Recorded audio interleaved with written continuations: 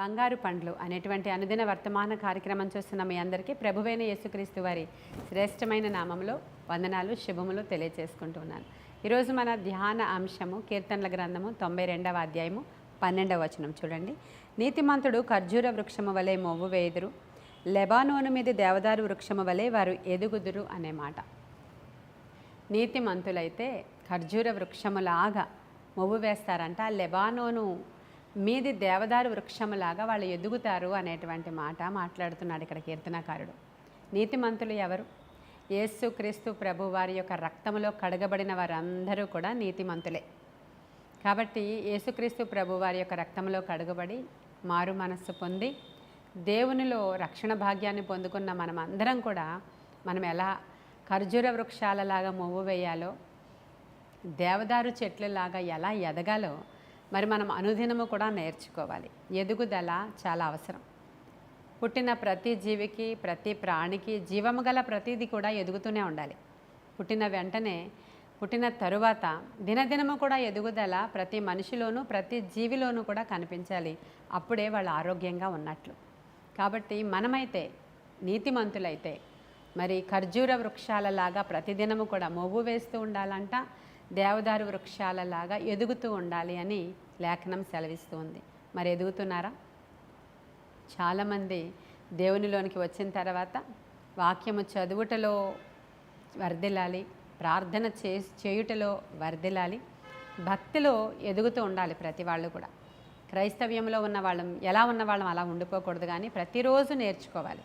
ప్రతిరోజు దేవుని ఆత్మతో నింపబడాలి. ప్రతి దినము కూడా దేవునితో సహవాసం చేయాలి. నాకు ఇంకా వాక్యం ఎక్కడుందో తెలియదు అని అనకూడదు మనం. నాకు ప్రార్థన చేయడం రావట్లేదు అని అనకూడదు మనం. ప్రతిరోజు కూడా దేవునిలో ఎదగాలి. ప్రియుడా, నీవు ఆత్మలో వర్ధిల్లుచున్న ప్రకారం అన్ని విషయాలలో కూడా వర్ధిల్లాలి అని రాయబడి ఉంది.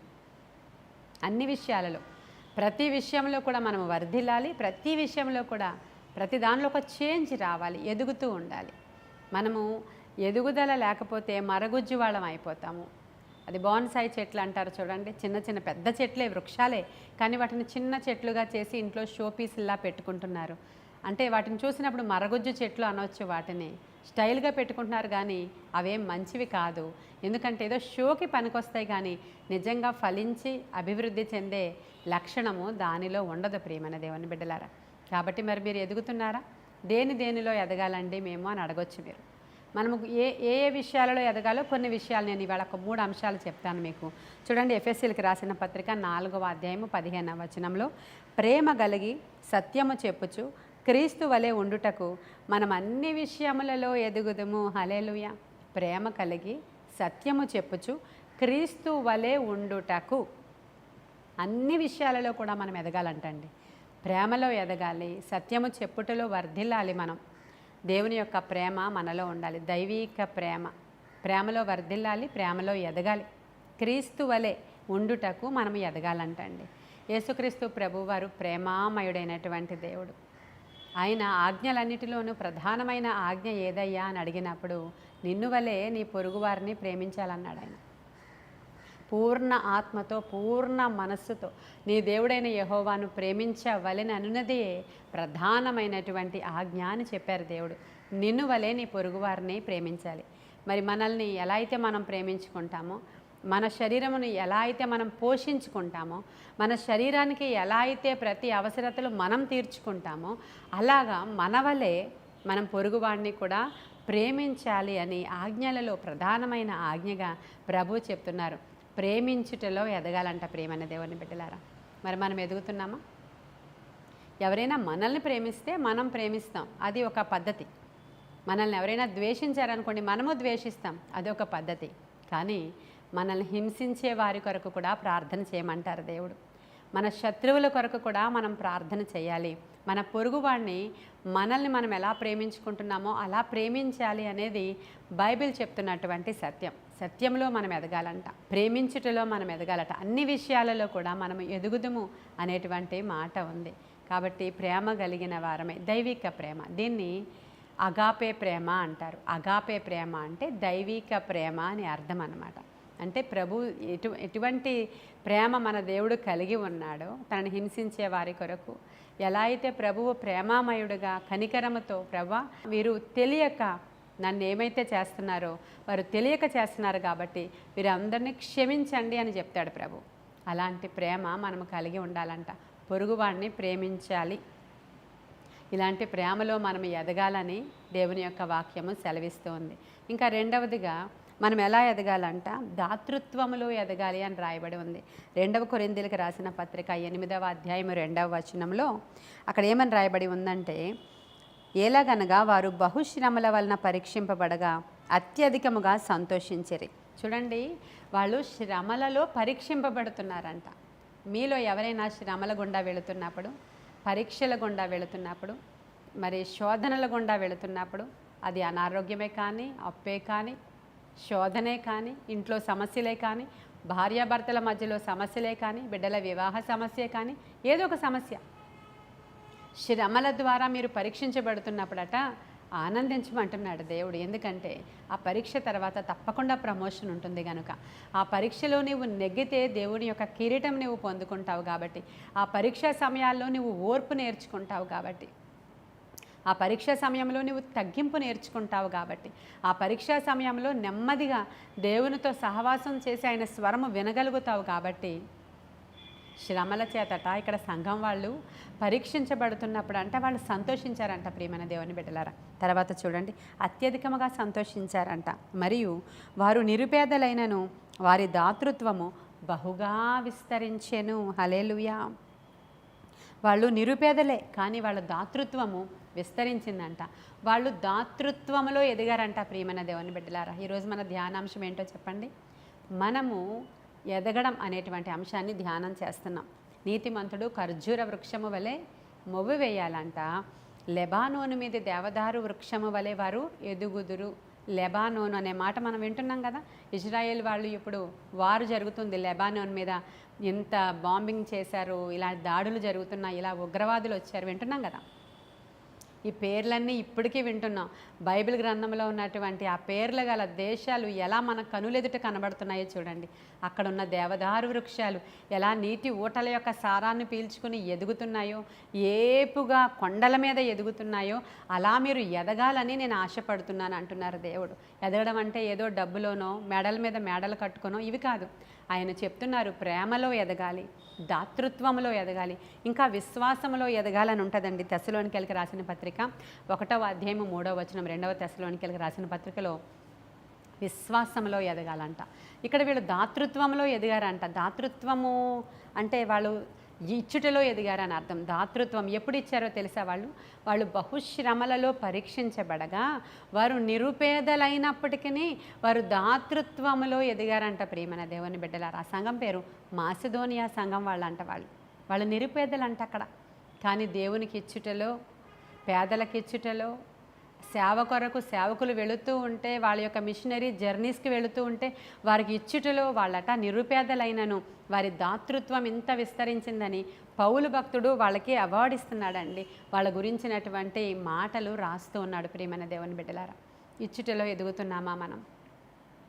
మనకుంటే మేము ఇస్తామనే సూత్రం, మమ్మల్ని ప్రేమిస్తే మేము ప్రేమిస్తామనే సూత్రం, మాకు అన్నీ జరిగిపోతే చాలా విశ్వాసంగా ఉంటామనే సూత్రాలు కాదు. కానీ వాళ్ళు శ్రమలలో శోధింపబడినప్పుడు, వాళ్ళు పరీక్షింపబడగా వాళ్ళు అత్యధికంగా సంతోషించి ఎదుగుతూనే ఉన్నారంట. వాళ్ళు శ్రమలు వచ్చినా ఎదుగుతున్నారు, శోధనలు వచ్చినా ఎదుగుతున్నారు, నిరుపేదలుగా ఉన్న దాతృత్వంలో విస్తరిస్తున్నారు, వాళ్ళు ఫలిస్తున్నారు, అభివృద్ధి చెందుతున్నారు. ప్రియమైన దేవుని బిడ్డలారా, అందుకే యేసుక్రీస్తు ప్రభువారు ఇలా అంటున్నారు, నేను ద్రాక్షవల్లిని, తీగలు మీరు. ఎవడైతే నాలో నిలిచి ఉంటాడో వాడు బహుగా ఫలిస్తాడు. అంటే మనం ఫలించుటలో కూడా ఎదగాలి. ఫలించే అనుభవం ఆయన అంటున్నాడు. ఎవడైతే నా యందు ఉంటాడో నేను వాని యందు నిలిచి ఉంటాను. ఎవడైతే నా యందు నిలిచి ఉన్నాడో వాడు బహుగా ఫలిస్తాడు అని ప్రభువు చెప్తున్నారు. మనం ఎప్పుడైతే ద్రాక్షవల్లికి అంటు కట్టబడిన వారం అవుతామో అప్పుడు బహుగా ఫలిస్తాము. తరువాత అవి ఫలించలేనటువంటి తీగలను కత్తిరించుట ద్వారా మీరు బహుగా ఫలిస్తారు అంటాడు ఆయన. మన దగ్గర అన్వాంటెడ్గా ఏమేమైతే తీగలు ఉన్నాయో అవన్నీ కూడా మనం కత్తిరించుకోవాలి. అన్నెసెసరీగా ఏమేమైతే ఉన్నాయో మన దగ్గర అవన్నీ కత్తిరించుకోవాలి. ఈ మాటలన్నీ మీకు యోహాను సువార్తలో ఉంటాయండి 15వ అధ్యాయంలో. నాలో ఫలించని ప్రతి తీగను ఆయన తీసి పారవేయును, ఫలించు ప్రతి తీగ మరి ఎక్కువ ఫలించవలనని దానిలో పనికి రాని తీగలను తీసివేయుదును అంటున్నాడు ఆయన. ఫలించే ప్రతి తీగ మరి ఎక్కువగా ఫలించాలంటే ఏం చేయాలంట? పనికి రాని తీగలను ఆయన ఏం చేస్తాడంట? కత్తిరిస్తాడంటండి. మీరు ఎదగాలి అని అంటే ఫలించని ప్రతి తీగ కూడా కత్తిరించబడాలి. ఎదగాలి, మనము పువ్వులు పూయాలి, పళ్ళు కాయాలి, ఫలించాలి అనుకుంటే మనలో దేవునికి విరోధమైన లక్షణాలు ఏమున్నాయండి? దేవుని యొక్క ఆజ్ఞలకు విరోధంగా ఏమున్నాయి? భక్తిహీనత, అబద్ధములు, జారత్వము, చెత్త చెదారము, ఇంకా మనము తిండిబోతుతనము, తిరుగుబోతుతనము, అంటే భక్తిహీనులు అయిపోయినప్పుడు ఏమేమి జరుగుతాయో ఆ తీగలన్నీ కూడా అందరిలో అన్నీ ఉండవు, కొందరిలో కొన్ని ఉంటాయి. మనలో ఏమున్నాయో ఆ తీగలను మనం ఏం చేయాలండి? కత్తిరించాలి. కత్తిరించినప్పుడు ఫలించని ప్రతి తీగను కూడా ఆయన తీసివేస్తాడంట, అవి కత్తిరిస్తాడంట. కత్తిరించినప్పుడు బహుశా నీకు కొంచెం నొప్పి రావచ్చేమో, కానీ అవి కత్తిరించిన తరువాత ఫలించేటువంటి తీగలు బలము పొందుకొని ద్రాక్షవల్లికి అతుక్కొని చాలా సారవంతమైనటువంటి ఫలములు ఇవ్వడం అది మొదలు పెడుతుంది. మీరు ఫలించుట వలన నా తండ్రి మహిమపరచబడతారు అనే మాట ఉంది. హల్లెలూయా. ఈ ఖర్జూర చెట్లు 100 అడుగుల ఎత్తులు పెరుగుతూ ఉంటాయంట. అవి అలా ఏపుగా స్ట్రైట్గా 100 అడుగులు నిస్సారమైనటువంటి భూమిలో కూడా ఎదుగుతూ ఉంటాయి. అవి దాని యొక్క ట్రంక్ అంటే దాని యొక్క మొద్దు అది అంత గట్టిగా ఉంటుందంట. ఎందుకంటే ఏ పురుగు, ఏ చీడ, ఏ విధమైనటువంటి చెత్త చెదారము, పురుగులు దాంట్లోనికి వెళ్లకుండా దాని మొద్దు చాలా గట్టిగా స్ట్రాంగ్గా ఉంటుందంట. గట్టిగా అంటే స్ట్రాంగ్ అనే మాట మనం తీసుకుంటే మనం ఏది పెడితే అది మన లోపలికి వెళ్ళిపోయేలాగా మనం అలౌ చేస్తాం. మనం ఏదైతే కంట్లో నుంచి చూస్తున్నామో ఆ చెత్త అంతా మన లోపలికి వేసేసుకుంటాం. మరలా కంటితో దాన్ని చూస్తూ అక్కడ ఆ పాపంలో పడిపోతాం. మన నోటితో మనము జిహ్వ అంటే నోరు కంట్రోల్ చేసుకోలేని తనం ఏదైతే చూస్తామో దాన్ని ఆశిస్తాం, తినేయాలనుకుంటాం. దాని ద్వారా తిండిబోతులు అయిపోతూ ఉంటారు. అక్కడ కంట్రోల్ లేదు. ఇక త్రాగుబోతులకి కంట్రోల్ లేదు. మరి రకరకాల వ్యసనాలలో వెళ్ళిపోయే వారికి కంట్రోల్ లేదు. మన కాళ్ళు ఇష్టం వచ్చిన చోట్లకి వెళ్ళాలనుకుంటాయి, మన చేతులు ఇష్టం వచ్చిన పనులు చేయాలనుకుంటాయి, మన శరీరము మంచిగా పడుకొని ఎప్పుడూ బద్ధకంగా నిద్రపోవాలని చెప్తూ ఉంటుంది. ఆత్మకి శరీరానికి అలా పోరాటం జరుగుతూనే ఉంటుంది. మనం ఆత్మలో వర్ధిల్లలేకపోతాం ప్రియమైన దేవుని బిడ్డలారా. కాబట్టి ప్రియుడా, నీవు ఆత్మలో వర్ధిల్లిన ప్రకారం అన్ని విషయాలలో కూడా నీవు వర్ధిల్లుతావు అని రాయబడి ఉంది.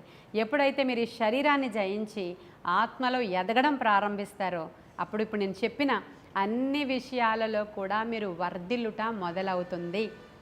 ఆ ఖర్జూర చెట్టుకి ఎలాగైతే స్ట్రాంగ్గా ఉండేటువంటి ఆ మొద్దు, ఆ చెట్టు మొద్దు బెరడు ఉందో అలాగ నీవు తయారైనప్పుడు ఏది నీ లోపలికి వెళ్ళలేదు. ఇంకా ఏ చెత్త పురుగు వచ్చినా లోపలికి వెళ్ళదు, ఏ గొంగళి పురుగు వచ్చినా నీ లోపలికి వెళ్ళదు, ఏ పసర పురుగు వచ్చినా నీ లోపలికి వెళ్ళదు, ఏ చీడ పీడ లోపలికి వెళ్ళదు. ఆ ట్రంక్ అంత గట్టిగా ఉంటుంది కాబట్టి దానిలోనికి ఏ విధమైనటువంటి పురుగు దూరదంట ప్రియమైన దేవుని బిడ్డలారా.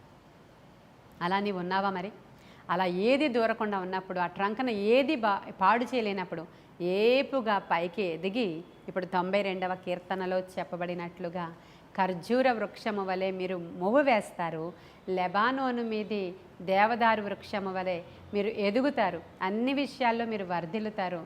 అప్పుడు దేవుని నామము మహిమపరచబడుతుంది, మీ ద్వారా ఆయన ఘనపరచబడతాడు. ప్రియమైన దేవుని బిడ్డలారా, 1 పేతురు రాసిన పత్రిక 2వ అధ్యాయము 3వ వచనంలో క్రొత్తగా జన్మించిన శిశువులను పోలిన వారే నిర్మలమైన వాక్యమనే పాల వలన రక్షణ విషయంలో ఎదుగు నిమిత్తం ఆ పాలను అపేక్షించుడి అనే మాట 1 పేతురు 2వ అధ్యాయంలో ఉంది. చూసారా?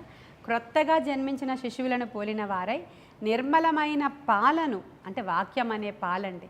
ఇలా అనుదినము మీరు వాక్యం అనే పాలు తీసుకుంటూ ఉంటే ప్రతి దినము ఎదుగుతూ ఉంటారు. ఇంకా ఏ విధమైనటువంటి మన శరీరంలో ఏ లోపాలు ఉండవు. వాక్యం అనే పాలను అపేక్షించుట ద్వారా రక్షణ విషయంలో మనం ఎదిగే నిమిత్తము ఆ పాలను అపేక్షించాలంట. హల్లెలూయా. మరి అనుదినము ఈ యొక్క ఉదయకాల సమయంలో ఈ పాలు త్రాగడానికి దేవుడు మీకు ఇచ్చిన కృపను బట్టి దేవునికి వందనాలు తెలియచేసుకుంటూ ఈ కొన్ని మాటలు దేవుడు మన వెనుకడిలో దీవించిన గాక. ఆమేన్. ప్రార్థన చేసుకుందాం. మహాపరిశుద్ధుడైన తండ్రి, మహోన్నతుడైన దేవానికి వందనాలు, సర్వమెరిగిన వాడానికి వందనాలు, సర్వాంతర్యామినికి వందనాలు, సర్వశక్తిమంతుడానికి వందనాలు.